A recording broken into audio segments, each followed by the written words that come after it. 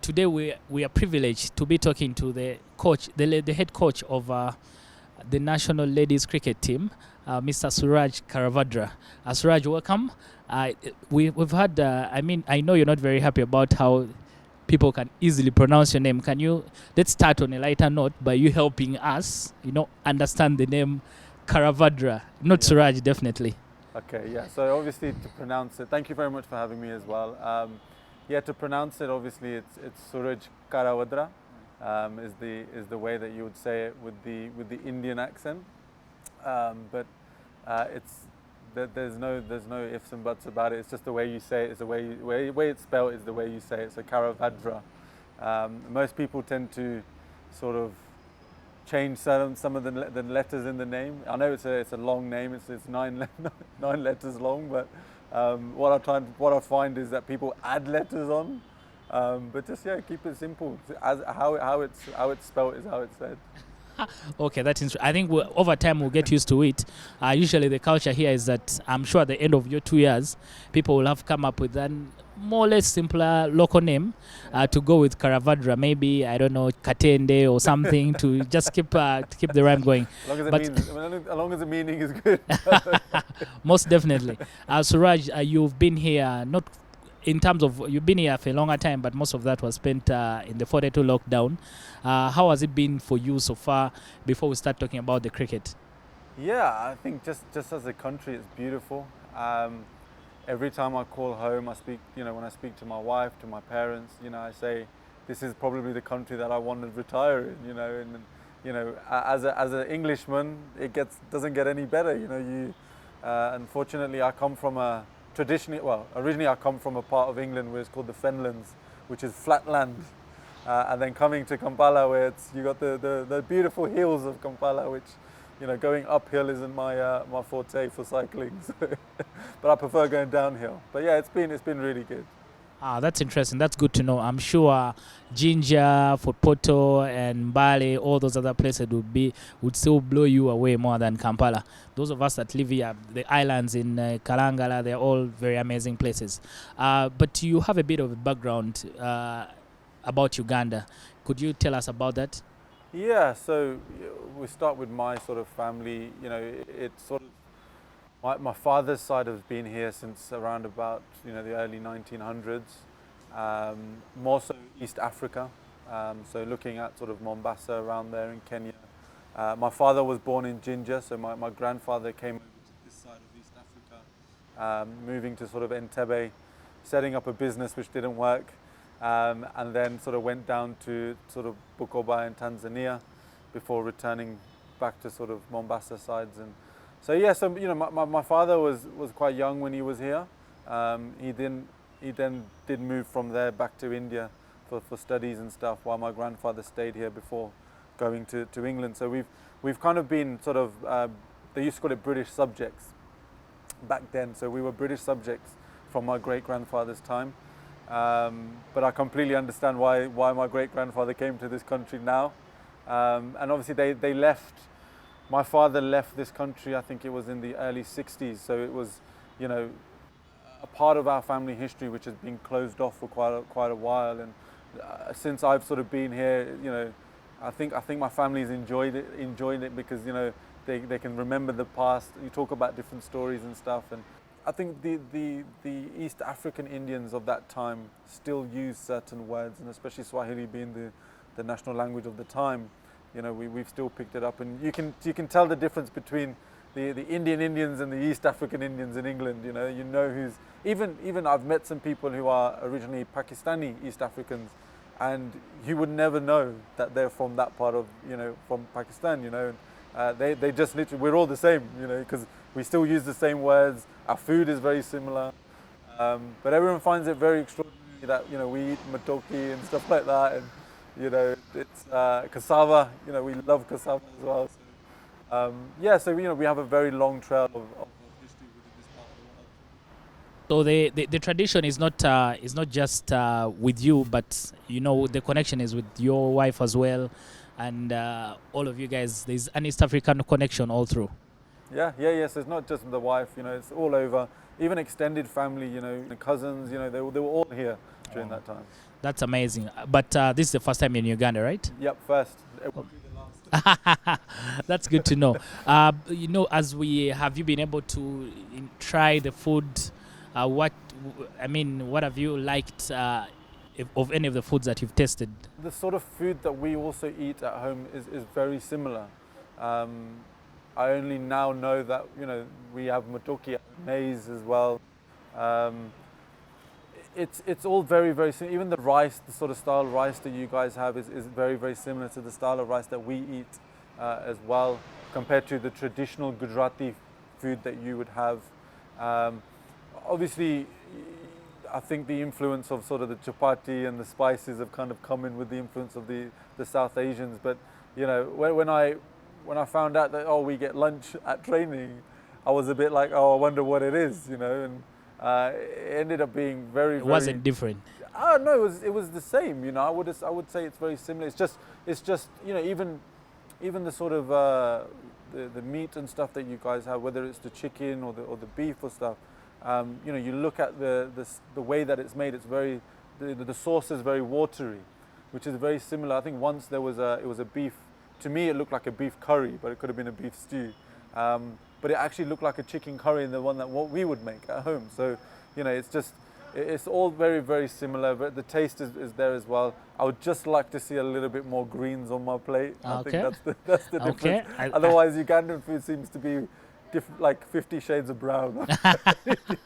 I think Mama gets the message very well. Yeah. But talking about when you had there's an opportunity to coach the national ladies team for Uganda, was that something that you looked at and you said, okay, I think this would be a good opportunity for me to to experience a country where we have a tradition and where I could also use my cricket skills to get them to the next level? Yeah, so recently, the last couple of days, I've been working with the girls on understanding the why. So why is it that they want to represent Uganda, and why is it that they're here? And the example I gave was my own, and for me it was more about, I kind of simplified it to 2 points. One being the fact that it's probably one of the first teams, or one of the only teams that I've coached in the last 10 years that has so much potential. They just need a little bit more support and guidance, and that's where I feel that I can help. And obviously the second thing, it was just purely because of the pride for the country that I have, the connection to the country that I have, and I've always wanted to give back to this country. I've been pestering the CEO for many years, trying to work with the women and stuff, and this opportunity came about, and I had to sort of go for it, and I really feel as if the short period of time that I've kind of spent with the ladies, I would like to have thought about a positive impact. From what other people say, from the technical staff to the players, it seems like I have had that positive impact, and that's just from a very short period of time. So hopefully the longer that I spend with them, the better that they will become. They will improve better. They'll understand different elements of the game, and most of it isn't technical from what I've seen. A lot of it is the mindset and the mentality of the players, and understanding that. I think the influence of our mindset is that sports here where we are is more, it's not a big deal. It's just in school they call it PE. It's just you go out for 1 hour and then you come back in class and then you continue with the normal studies. Is that some? Of course, it's different from where you come from, and maybe that is the difference in mindsets of how they are brought up. They are told school is more important than your sport, so sometimes that could be the challenge. The challenge is not even them; it's just the structural arrangement of the society. Yeah, I mean, you're absolutely right there. I think with most countries in the world, cricket doesn't fall in the top 3, or it probably does fall into the top 3, but probably at number 3. So it's not really perceived as one of the core sports. I think it's only in the subcontinent where it's actually considered as number 1. But when you're competing, number 1, 2, and 3. Exactly right. And when you're competing against a sport like football, where all over the world it's number 1.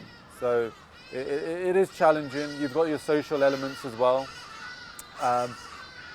It's about making them understand that you can still have an education and also play cricket at the same time, and there's proof behind that, you know.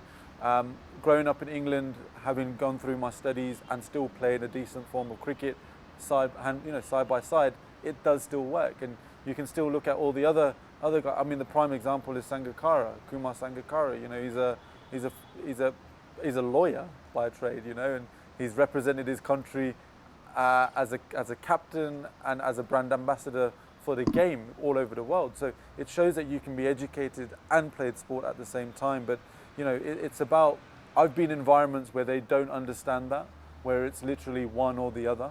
I've been in environments where they feel as if that schooling is going to be a little bit too expensive, so pursue a career in sports and try and earn a living that way.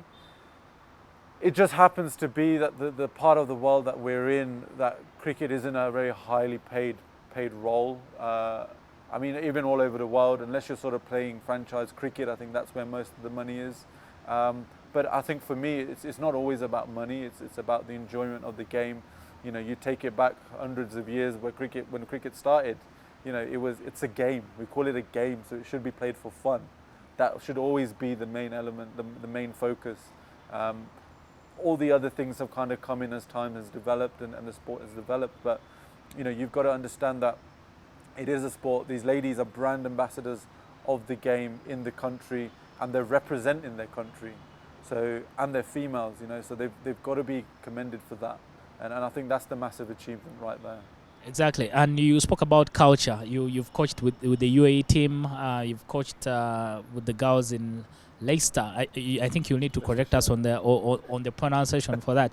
When Leicester won the Premier League in 2016, everyone had to come up with a way of, is it Leicester? So it was a bit difficult. But talking about cultures, have you seen differences between, you know, the girls here and the girls back at home in the UK and where you were in the UAE? What are some of the cultural differences that you've seen? So the first point, if you're from Leicester, it's Leicester, right? But to the rest of the country, it's Leicester. It's just spelt very, very weirdly.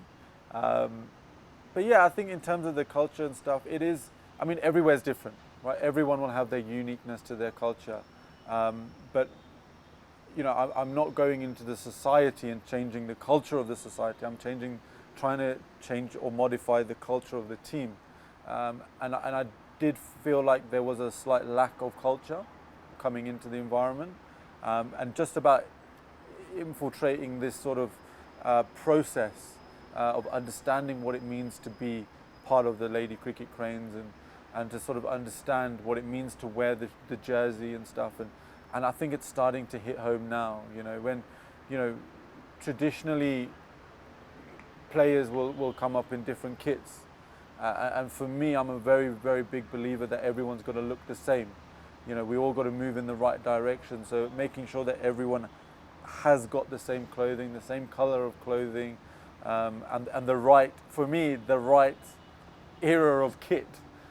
Because maybe not so much the women's team, but with the men's team, you do see some of the retro kits which used to be around. So, which is nice to see. But you know, when you take a team photo, you've got all these different shirts. So, I think that all comes underneath culture, you know, and it's nice. It's a challenge for me because the different cultures that I've been part of, they're all completely unique to themselves. And I've taken time to get to know the ladies. I've taken time to understand where they live and where they stay, their family environments, what the culture is like at home, you know. And some of it is there's a lot of crossovers between that and the Indian culture, the South Asian culture, you know, where traditionally women are supposed to sort of stay at home and sort of look after the household and the family, and are not supposed to be going out and playing a sport or doing what they love, you know. And I'm a big believer of giving people opportunities and to push boundaries. And the fact that we've already got a setup is really, really good, and we should be able to support those players that come from, you know, deprived areas and underprivileged areas. and they're the ones that are the decent players. The game should have some sort of social impact in the lives of people. To just stay with that, the short term for you as a coach now is, of course, helping the ladies do well in Botswana, but you will be here for 2 years. Let's talk about the short term first, and then how are you guys preparing, and then we'll talk about beyond Botswana. How do you want, I mean, for girls, there are different girls. There are those from Soroti, there are those from Jinja, Kasese, and Kampala. How would you want to look at the whole setup of the ladies national team? But let's start with the short term and how the team is preparing for Botswana. Yeah, so obviously at the moment we're in a COVID secure training program where we're looking at sort of smaller groups, smaller training groups of fours, fives, and sixes, and I mean, I think that's the best process at the moment, where we're kind of making it more match-based and match scenarios within that, looking at the skills as well, and again focusing very heavily on the mindset and the mental side of things. We're quite fortunate that we have a sports psychologist, Edgar, in place as well, who does work with the ladies on a daily. But sort of as of next week, we'll be going into our bubble and making sure that we can then start playing some form of competitive cricket and making sure that we train as a team, because it's very important. Cricket's a team sport, so we need to make sure that we are actually training as a team. Doing a lot of theory as well. We forget that cricket is not just a sport which is physical. You know, when you from a coach's perspective, we know that cricket is actually 80%, 85% mental, and then 15-20% physical. But we always train the physicality side of things rather than the mentality. So making sure we look at that and really get the ladies to understand, the mental approach to the game, making sure we understand different tactics as well. So it's, we've hit the ground running, because we've been off for about 2 months now. Unfortunate with what happened in the Kwibuka, which has kind of set us back a little bit, but we've hit the ground running hard, and I'm actually quite surprised with the way that the girls have actually improved from when I saw them before the Kwibuka to now. And you can definitely see the girls have done stuff at home as well. A lot of fitness we work on. I'm not a big believer of doing fitness specific stuff, but I like to incorporate strength and conditioning into sessions and stuff like that. And as we saw today, if the bowlers bowl wides and stuff, everyone is sprinting to a point at the ground and coming back, so they understand the severity, what extras are, and even the batters will run as well, because at the end of the day, we're a team and we've got to work together. So yeah, I think our preparations are going very well. They're on track for a good response in Botswana, for sure. All right, Botswana, 10 other countries. I mean, if I could pick some of the countries that would really give you a challenge, Zimbabwe, Namibia, and Tanzania could spring up a surprise. And there's only one slot for you, for one team from Africa to proceed to the next round of qualifiers. Can we do a repeat of 2017 Namibia? Is it for you? Is it realistic, or it could take time for us to start both in the ladies game in Africa? I mean, I think it's 100% realistic. I mean, we've beaten all of the teams that you've just mentioned now. We have previously beaten them, and it's just, I think for me, one of the top challenges is sort of looking at the Zimbabwe's and the Namibias and stuff, because for me they're probably the better countries in Africa, and we've beat them in the past. So what stops us from not beating them? And it's just about making sure we do our basics well. We're fortunate that we were here watching the Kwibuka, and to watch those sort of games and stuff. It was actually really good to see the weaknesses of these teams, where their strengths are, and I got to see some new players as well from Africa, which was really good. And we do have a lot of talent in this continent. But no, I'm not afraid. I think we can definitely have a repeat, and my expectations are that we will come out of that as African champions. All right. You've spoken about, I know you'll be going into a bubble next week, and then the tournament as well, I think, will be another bubble experience. Psychologically, I've understood that the bubble experience, like for those that were able to go to the Kwibuka, wasn't a very pleasant one. Of course, as sportsmen, you like to go out after the game, you move a bit, you take a chill basically before you're ready for your next game. So, how are you preparing the team psychologically, especially because I mean you get ground to the hotel ground, and then you the same trend will continue for probably the next 40 days for the girls. How psychological are you preparing for that kind of experience?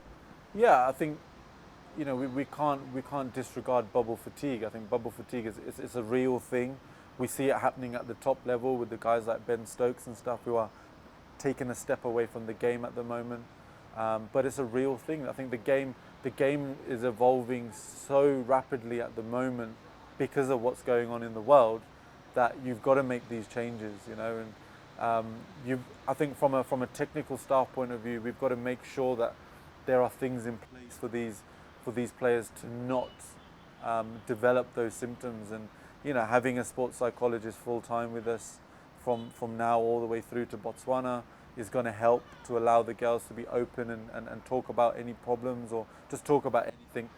My previous background and interest is in sports psychology as well, and well-being and athlete welfare. So, really being able to sit down with the girls and get onto their level and make sure that they're relaxed, and just being able to, we've got to be able, like a coach has to create practices out on the field, we've got to be able to create practices off the field as well, and we've got to be doing things where they can relax, where they can chill, where they can just get their mind away from things, and we're in an era now where Wi-Fi is a very, very big thing, and that's one thing that we need to make sure that these girls can actually still communicate with the outside world, still do the normal things that they can do, but in restrictions. So obviously not being able to leave the bubble, but allowing them their own space and allowing them to do what they want to do as well, and just some fun basic things. And yeah, I mean, we're going to be in a bubble for 3 weeks leading up to Botswana, and then about 2 weeks in Botswana. So 5 weeks is definitely going to be a long time. And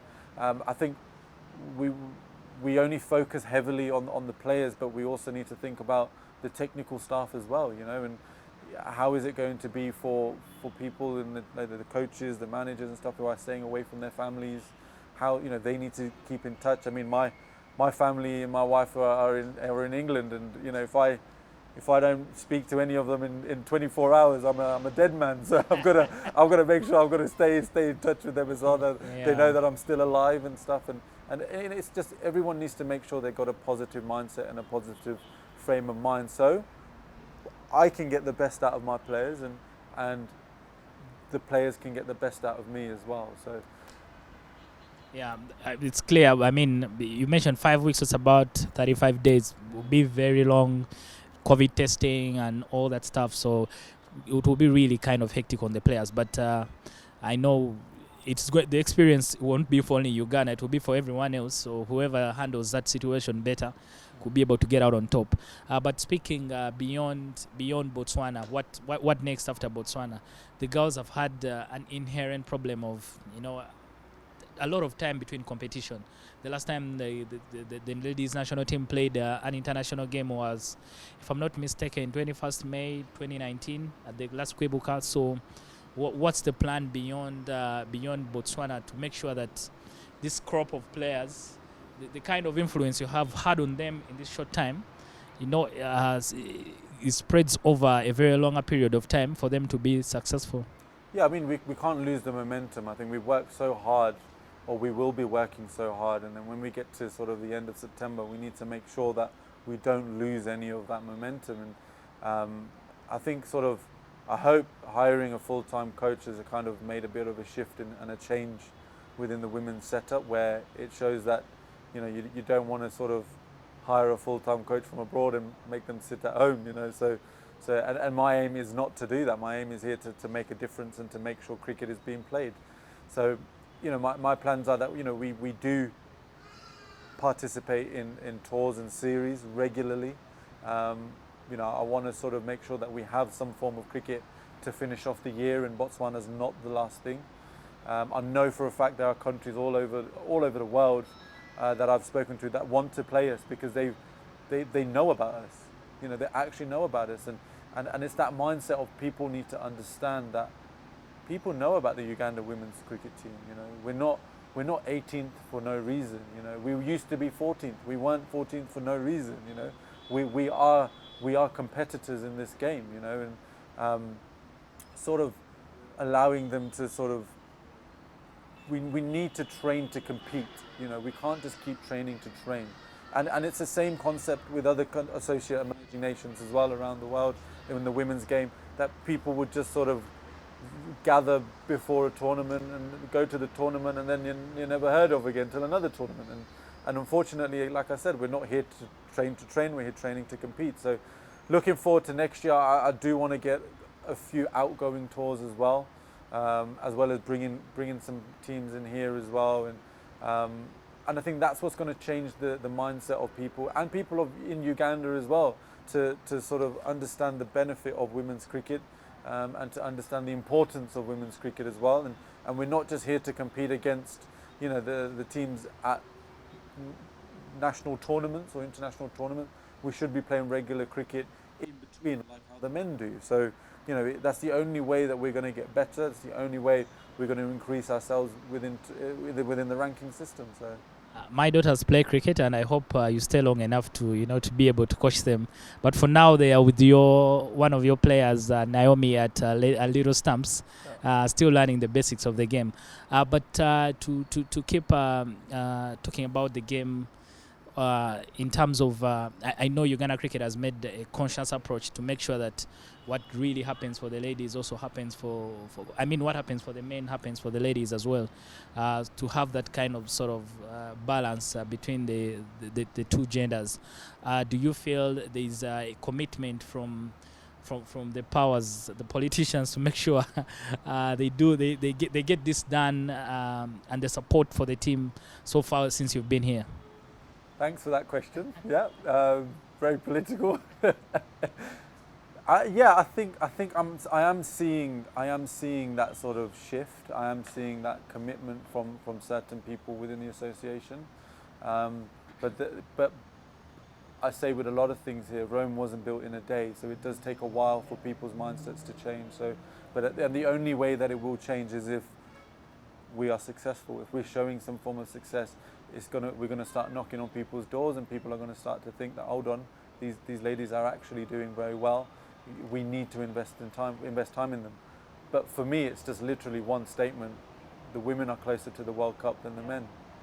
So it's a no-brainer for me, you know. Invest in that, then, you know. So, you know, there are people definitely which are changing their mindset, and UCI are definitely starting to support women's cricket, but, you know, I think it's still got to be a little bit more of a push and a drive from the association. All right. I think the right word there for the chairman who will watch, I'm very certain, is to be more intentional about it and not just to speak about it. But where you come from, there's a lot of corporate support for sports in general, because like you mentioned, sports people are ambassadors, so different companies really want to work with them to promote their brands or to have their impact felt in the communities where they come from. It's something it's not a culture here that corporate companies jump onto different sports entities for them to be able to become their own ambassadors. How do you feel that with the national team that you're part of, we can be able to change this mindset, and what kind of value do national teams, what kind of value can they be able to give to corporate companies like, let's say, MTN, that are willing to support to support sports entities? Yeah, I think just as a whole, as in cricket in Uganda, I think it just needs to be marketed better and needs to be advertised better, because if, you know, all the success stories that we have, you know, the fact that we got women who are part of technical staff, that sort of stuff, these are things that we need to do a sing and dance about, and we need to promote that. And, you know, and I'm sure those sort of things, in addition to backing up with victories and that sort of stuff, people scoring hundreds, people taking 5-wicket hauls, hat tricks, all this sort of stuff, you know, these big corporate companies will start to see and see that actually, you know what, cricket is now a sport that we need to sort of invest in as well, because our brand's going to get more exposure. But I don't think we should shy away from the smaller companies. I'm always big on sort of promoting local companies. Why is it that we have to go? If you go to the big boys, they will also ask for the big boy recommendations and the big boy expectations. So, I mean, we take Afghanistan for example. About 15 years ago, not many people knew about Afghanistan. The only way they knew about Afghanistan was because of the stuff that's on the news, and it wasn't positive news. But then we've now got cricketers like Rashid Khan and the Nabis and stuff, and the Mujibs. These are guys who come from very, very, underdeprived and underprivileged backgrounds.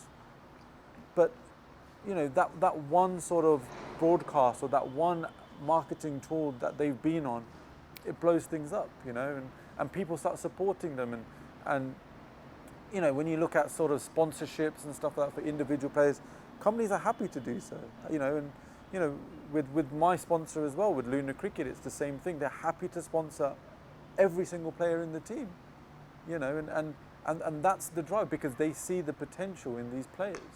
Not only is it good for them because of their brand, but it's actually good for the ladies because they're actually getting A-grade kit. And it's a knock-on effect. It's a knock-on effect. If we go on and win Botswana, I would like to see some companies approach us and say, you know what, actually, let's get can we get our logo put onto your shirts? And that way the game's going to evolve a little bit better. We're going to get more support locally as well. And I think like I said, it all adds on. It's a knock-on effect.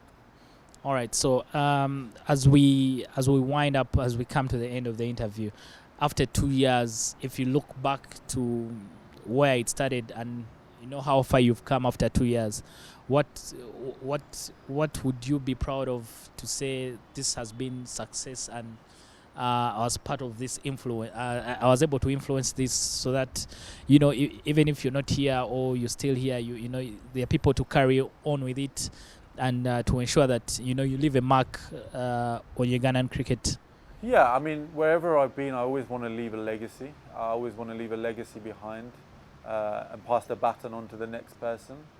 I mean, as much as what my KPIs say, I think it's more of a personal thing as well, where what I want to sort of see after the 2 years is that we actually have cricketers who are world beaters, who are world-class cricketers that can compete in sort of franchise tournaments around the world. And we definitely have the foundations of certain players in the squad now who could be pushing on to tournaments such as the 100 and the Big Bash, and hopefully in the future with the IPL sort of coming in with the women's stuff as well. So, for me, I want to see a few of our players being part of these sort of tournaments. We have the Fair Global as well. Again, it's those types of tournaments where it will get Uganda on the table and be showcased, to the world. So for me, yeah, I've always looked at this job as sort of, I want to give these ladies what I was given as I grew up, and because unfortunately, because of the part of the world that they're in, they've not been able to be fortunate enough to have that access. And for me, it's always been why, why? And, if you have that right person in place that can support them, whether it's kit, whether it's in their technique, whether it's their mental approach, just being able to give them those tools to succeed. At the end of the day, they're the ones that've got to take it on, right? They're the ones that've got to follow through and actually be on the field. I can't cross that rope. They can. They have to. So it's about giving them the tools and the right measures to be successful, and that's all I want to see. And obviously, for me, in the 2 years, I want to be the best team in Africa. African champion. I want to see the ladies play outside of Africa as well more frequently. But like I said, 1 or 2 or 3 of these ladies I want to see sort of competing in these franchise leagues, and if we can get that advertised well, people can see that we've got players that can hit the ball over the line, bowl rapid. You know, in my opinion, I think that we have the fastest bowling department in Africa. You know, and that's something that we should be, you know, we should have a sing and dance about. And if we have that, I mean, why can't these bowlers compete in the 100 or the Big Bash? You know, but it's, you know, they need that support. They need that support, and I feel as if that I can give them that. So that's where I stand. All right, maybe on a final note, speaking to them, not about cricket, but you know, just having the casual chat and interaction. Do you relate with their stories, with, you know, where they come from and why they want to play the game? Sometimes where you come from could be the reason why you know you want to play. It gives you the desire, the drive to do well, to be better. Have you know, put the two together and see that, you know, this is why maybe so and so is explosive, this is why maybe so and so is quiet? Their stories, have they left a mark on you, and how, you know, they started playing the game? Yeah, they definitely have left a mark on me. I mean, I love coming here every day and interacting with the girls away from cricket. You know, we'll sit here, we'll talk about life, we'll talk about home. They'll ask about me and my life and stuff. But I think, you know, going back to your point there, I think it's just, it is different. It is. I mean, I've been fortunate to be given a lot of opportunity, and I've had a lot of support growing up, which unfortunately some of these girls haven't had. But I've been able to see that when I've gone back home to India, you know, where I've seen players, I've seen my family members and stuff like that, who come from very, very similar backgrounds to these ladies, or even worse off. So it sort of allowed me to understand more, you know, and I think it's I can understand, but I can't relate. I think that's the thing. But because I can understand, I know how to sort of work with these ladies. I know, you know, I can understand, you know, if they say that, oh, you know, I can't afford this, I can't eat healthily, and this, you can understand why. I think if it was anyone else from the Western world, they might question that and think, you know, oh, why are you eating so much carbs for lunch? You know, when you need to eat a bit of this and a bit of that, get your nutrition, get your fruit in, you know.